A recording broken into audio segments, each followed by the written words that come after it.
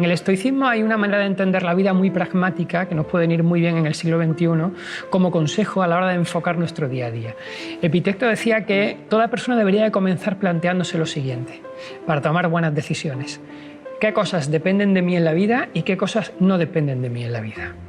Entonces, cosas que dependen de mí en la vida y a las que le tengo que prestar toda la atención posible y tengo que mejorar en ellas mi toma de decisiones.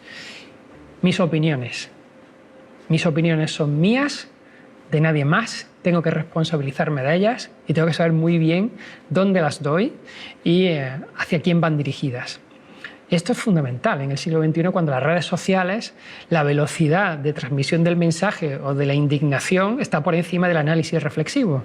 Entonces, la primera cosa que te dice Epicteto es: tus opiniones son tuyas, cuídalas, ¿no? Segundo, tus aspiraciones. ¿A qué aspiras en la vida? Es algo que tienes que decidir tú, y tienes que decidirlo tú desde tus circunstancias y en tus contextos. ¿Cuál es el problema? Que al final las aspiraciones vengan desde fuera y tengas que importarlas. Cuando tú importas una aspiración a nivel personal o profesional, estás poniendo en manos de alguien externo lo que quieres hacer en la vida. Y eso te puede causar una gran insatisfacción. También dice Epicteto, sé consciente de tus limitaciones. Son tus limitaciones, por lo tanto, acéptalas como vienen, pero primero conócelas. Es decir, que no te vengan impuestas desde fuera, sino que seas tú el que seas capaz de manejar esas tus limitaciones. Y por contra, cosas que no dependen de ti y a las que no le deberías de prestar tanta atención o no te deberían de afectar tanto desde el principio, las opiniones de los demás.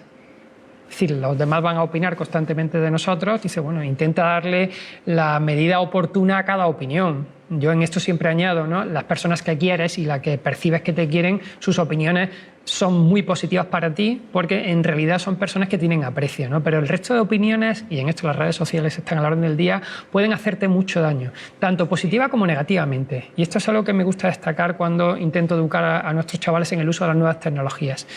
Si te vienes muy arriba cuando recibes muchos likes, si le das mucha importancia cuando las redes sociales te están encumbrando, a la primera crítica que venga también le darás importancia. Segunda cosa que no depende de ti, dice Epicteto, los afectos de los demás. Es decir, no puedes empeñarte en que te quieran ni en que gustes a todo el mundo. Así es que intenta buscar una identidad, pero no intentes que los demás tengan unas emociones hacia ti que tú consideres oportunas o no. Y la tercera cosa, que creo que también es fundamental, que una persona tiene que tener en cuenta que no depende de ella, son los logros de los demás.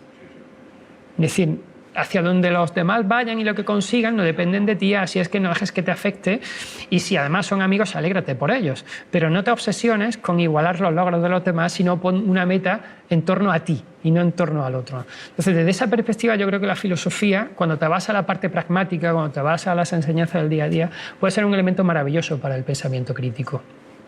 Y en esta línea de ejemplo de pensamiento crítico, hay uno muy interesante que en el siglo XXI creo que debería de ser casi obligatorio en las escuelas de periodismo, pero también a nivel educativo en secundaria, y es que el pensamiento crítico tendría que funcionar a la hora de entender los titulares de prensa que se suelen dar o los titulares de las noticias que en algunas ocasiones impactan esa parte emocional. Y es que el vuelco hacia el lado emocional que está surgiendo en los medios de comunicación es tan potente que está anulándose la capacidad primaria de razonamiento que deberíamos de tener nosotros.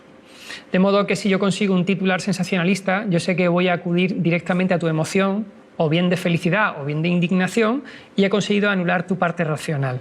¿Por qué? Porque he ido directamente a la emoción, ¿no? Esto ya lo sabían los romanos.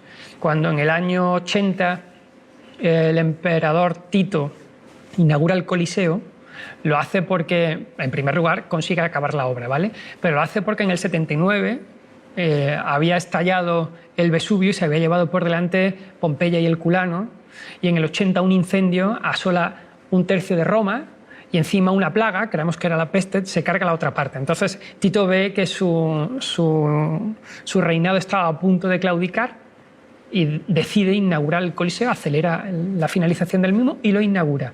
Y da 100 días con sus mañanas y tardes de espectáculo gratuito para todo el pueblo de Roma.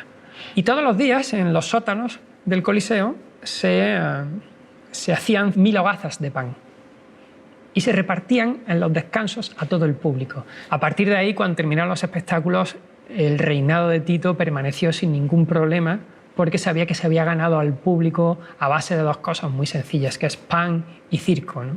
Bueno, pues en el siglo XXI el pensamiento crítico tiene que estar teledirigido para darnos cuenta de que si no utilizamos esa capacidad de análisis de la realidad, al final se impone el circo y estás constantemente en una dinámica de entretenimiento que hace que no estés atento a lo que realmente hay de fondo. De ahí mi insistencia, ¿no?, mucho en que intentemos educar a la gente desde una perspectiva con un foco de apertura ancha, porque si olvidamos el contexto, al final, cuando descontextualizas, estás olvidando la verdad y la realidad.